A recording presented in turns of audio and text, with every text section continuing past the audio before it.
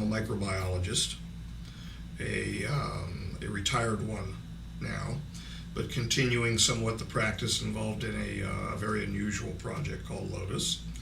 I am a 20-year retiree from Majestic, first having been brought in 1986 under the auspices of the Committee of the Majority, and specifically working for the Majestic 12, assigned to Project Aquarius.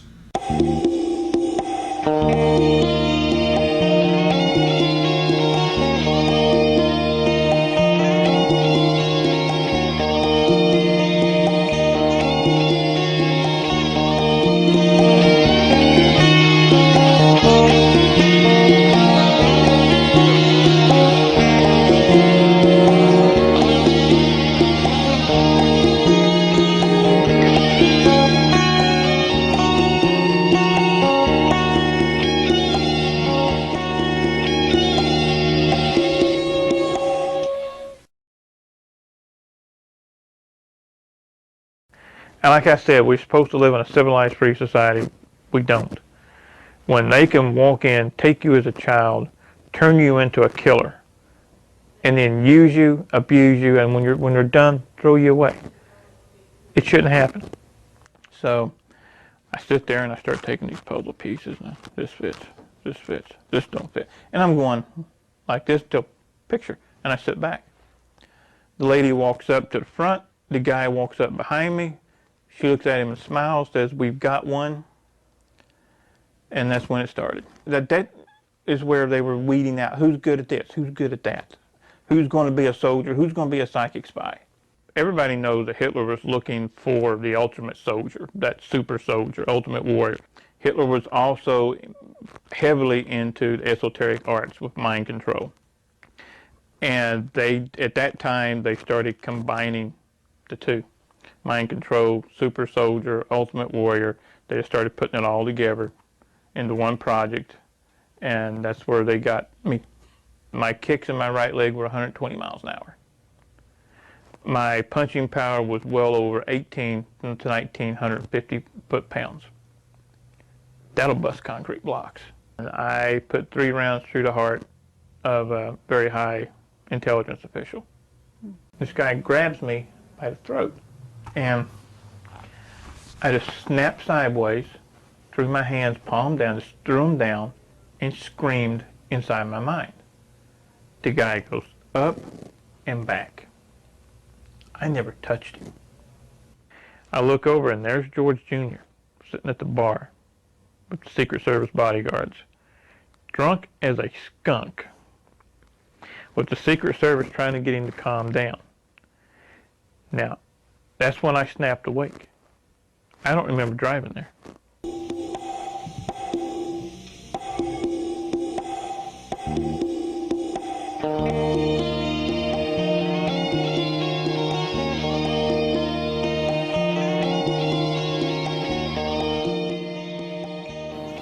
It is the most important issue, in my view, in human history. It's not merely that we're not alone, but we have never been alone. I believed from the very beginning, and I still hold deep in my heart, that this is the greatest story in human history.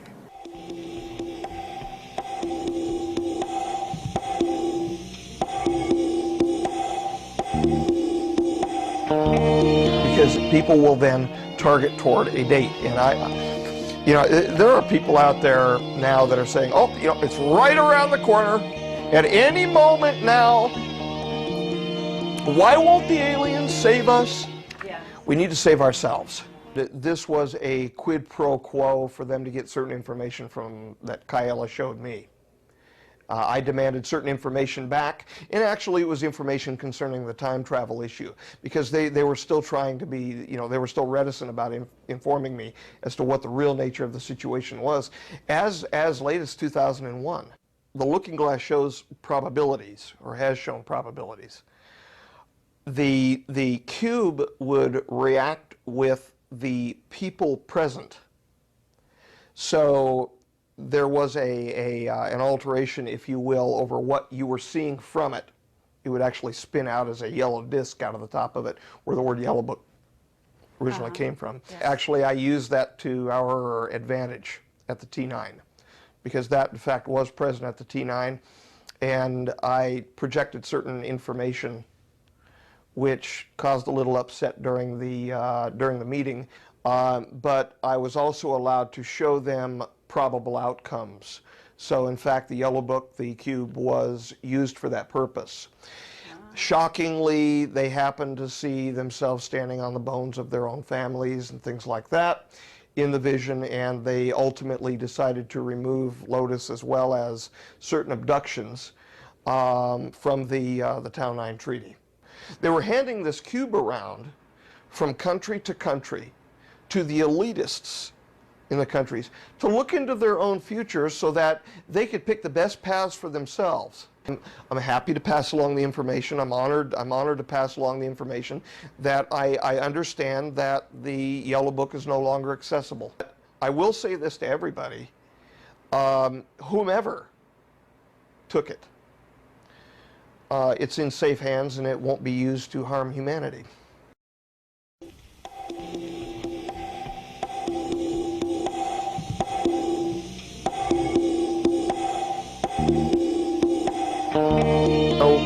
Rotating ring-like devices where men with military equipment walk through and meet Ra on the other side and bring their nuclear weapons with them, no. They were used for passing information and passing inhabitants this direction. Oh, by other cultures coming this way, but not by us going elsewhere. By P+45s and P+52s, both Orions and J-Rods. The treaties were basically inflicted on us by the Orions. As they were enforced upon us by the Orions that we needed to do what we needed to do, when they figured out that we weren't able to handle the issue ourselves, they looked at their own history and said, huh, look at the cavemen and women. Then I found out that because he had carried the attitude that the Magi were not closely watching anything which was like Neos or any, the near-Earth orbiting asteroids or anything like that. They weren't concerned about it at all. Well, then subsequently during a conversation, I found out that in fact they were. The information from her relative was in fact that they were aware that there would be an Islamic attack upon the United States as early, meaning they were aware as early as the mid-1990s that it would be coming sometime in the new millennium. Well, right on, smack on the beam. The Orions could trust us so much where they could hand us a cube and we misused it to the state that we misused it, where they then had to inflict a treaty system upon us. But the moon's not like, the most inhabitable planet. No, but it's the place that we're allowed to be right now. Okay. Do I sound like I'm weighing my words? That our emotions affect our state, our physical state. That our orientation to the energies which are available from the cosmos, if you will, affect the state of our DNA, affect the state of our health, and they are applying that as an experimental protocol, a rubric, if you will, to change the state of the people on board so that they can sample them for biological material. I have a question about the probabilities, Dan. The low probability... When you ask a question, I'm really serious. The low probability, according to what I understand, what you said earlier, is 19%. Is that still valid? Because that's still playing Russian roulette with one bullet in a barrel of 5. We're headed for 2012, and theoretically, a catastrophe that may or may not happen. Right around now. The history reads that the natural passage of us through this energetic space is a good thing. But it's our use of technology which provokes the catastrophe. Or enhancement of this natural system, inappropriate enhancement, which provokes the catastrophe. And so, no, we don't want that to happen. I think that the energetics that we're passing through is part of what's happening to us naturally that's changing us in a positive way.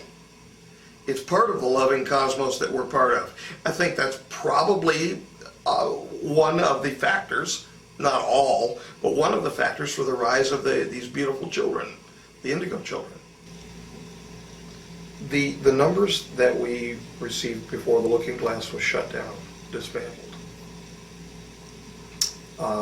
was that there would be a 19% probability with an 85% confidence that the disaster would occur, that there would be a transitioning from timeline 1 to timeline 2. But that then means that there's an 81% chance that it won't. NASA studies again and again showing every planet in the solar system except for Mercury, but the Sun, Venus, Mars, Earth, Jupiter, Saturn, Uranus, Neptune, Pluto, all of them are having massive climate change. They're getting brighter, they're getting hotter, the magnetic field is growing larger. In some cases, like Saturn, they're rotating at a different speed. All these channels said the same thing, and one of the things that they kept saying was the whole solar system is going to get charged up with energy. You're going to see all the planets changing, and you're going to see a transformation occur. Earth changes, cataclysmic changes will seem to be happening, but then there's going to be this big energetic event, and the Earth will be propelled into a golden age. Are you building a craft to go to Mars? No, we're building power generators and technology to build starships. That's what. Okay, that's to our go objective. to the edge of the solar system? Go to the edge of the universe. Okay, so you know something about time travel as well. Yeah, a UFO is probably very much like the cars in Back to the Future. They are flying time machines. We want to take a responsible stance in informing people with the best data available. Did you get a picture in your mind of what the craft looked like? We want all of humanity to make it all the way through, but if there's anyone watching this video now that says, my God, you know what? I think I better pay attention to things I haven't been paying attention to before, then we will have done our job. We're not catastrophists, we're not doom-mongers, we're not trying to scare anybody. Right. We're right with you. Well, actually, you show me a remarkable amount of consciousness, of love, of, you know, you have a vibrant spirit that's very amazing. I mean, you're very eloquent. So this has not been all bad. This information has actually enlightened you and made you who you are today.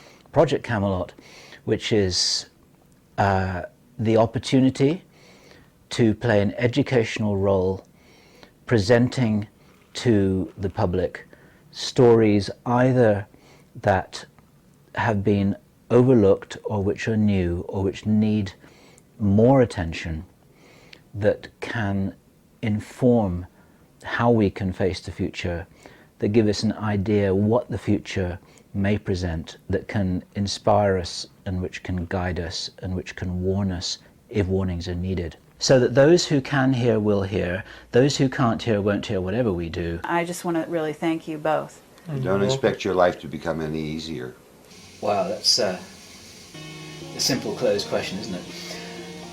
If you were in a position to say something that everyone would remember, or take note of, or act upon, what would that be?